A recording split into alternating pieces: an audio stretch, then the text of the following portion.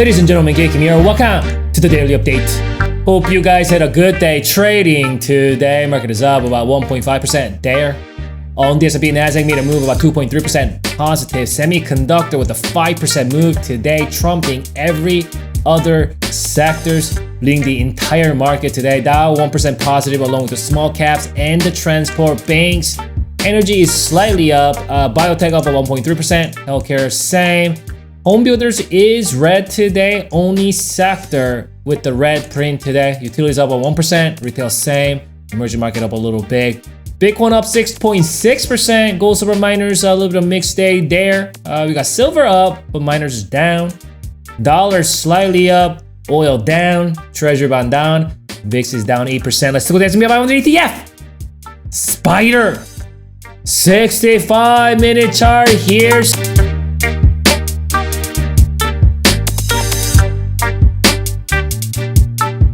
So this is where we closed yesterday. And this is where we opened up today. And this was a crucial counterattack from the buyers after that incident we've seen on the last night's price action. As you can see here, we gapped down through that shooting star candle there. And what happened was we briefly lost that short-term moving average yesterday. We talked about that. And things actually looked pretty gloomy here. It felt as though bears gonna bring it in. Bears gonna bring that anger to the market. But you guys remember what we talked about on the last night's analysis? We did feel that down gap completely on that last hour. I wonder if there's going to be any kind of gap up. So I think only way the bulls can bring this back up is to some kind of a gap up and then reclaim that micro-term moving average and then fill this down gap. They gapped it up. Yes or no? Yes. And the gap still remains open as of now. Number two, reclaim that short-term moving average. They did that. They got up here. These levels were acting as resistance, but bulls stayed the course, utilizing as new support. You can see all those moving averages here. Number three, fill that down gap, kill the downside pressure from yesterday's move. They did all those three. All the steps are, executed, and bulls are showing strength. Gap got filled, but we're not seeing any kind of evidence that there's any kind of resistance there. It's pretty similar to what we saw yesterday. You see that bearish candle kind of poking his head down. Here's got the bullish candle poking his head up.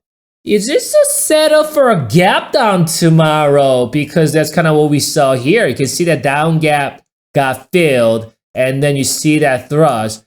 Up gap got filled. And then you can see that thrust to the downside. And then you can see inevitably we did see that gap up next day because the gap gets filled and it's going to act as support. I wonder if we'll see a gap down tomorrow. So obviously, the problem is though, looking at things overall, momentum is really favoring the buyers, right? You can see how bulls are bringing it up and reclaim that micro-term moving average very, very quickly today. Keep in mind that micro-term moving average been acting as support, supporting the buyers pretty much last 2 weeks straight. As you can see here, we briefly lost it for 3 hours yesterday.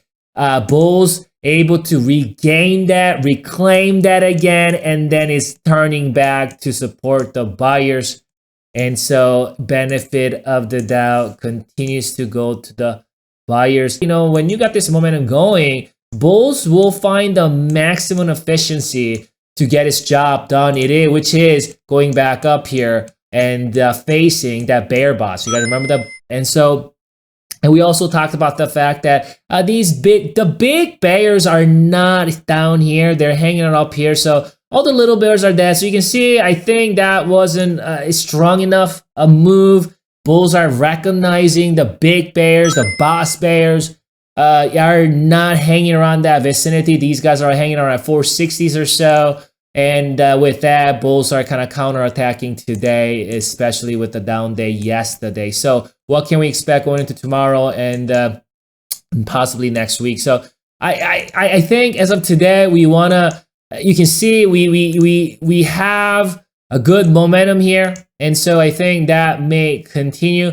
Should there be any kind of shenanigan though, let's just say, I'll give you kind of micro term level. You can see I'll just kind of put that right here. That's going to be the micro term.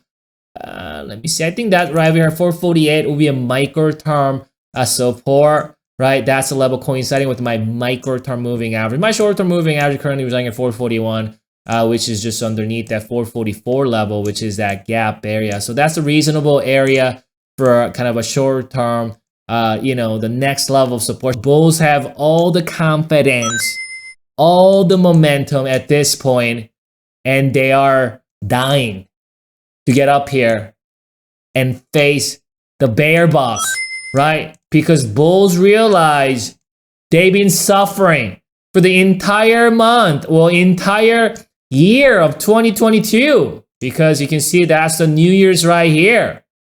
That's the New Year starting of 2022. Bears made, bulls' life extremely, extremely hectic. And I wonder, bulls are getting ready to pay back. Let's check out that oscillator and see if we can extract any more information. So, man, that's a divergence itself, just because you can see, we see that downturn. I mean, look at that. You can see something different about this price action, because last time when we did see that bearish divergence, market tanked. Looks like at least 2-3 days.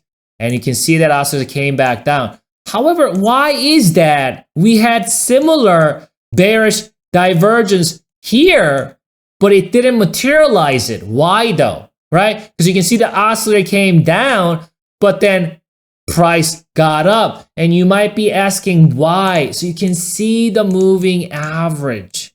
This is why I continue to track the moving averages and the gaps. You can see how that midterm moving average was right in that vicinity when we did form that bearish divergence. When this thing formed that bearish divergence here, where is my midterm moving average?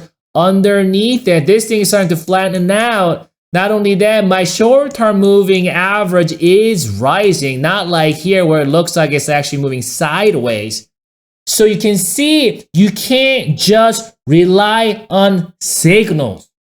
You have to understand overall sentiment, the short-term and the mid-term trend of things.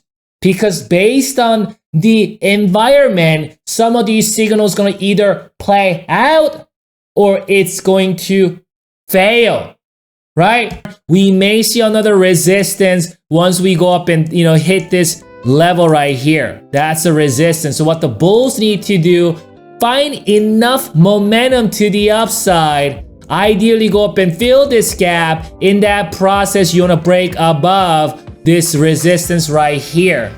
If we can see that, there's a good chance bulls are preparing to make new all-time highs. However, if this down gap isn't filled, you will witness the wrath of the bears. I'm gonna come back for you.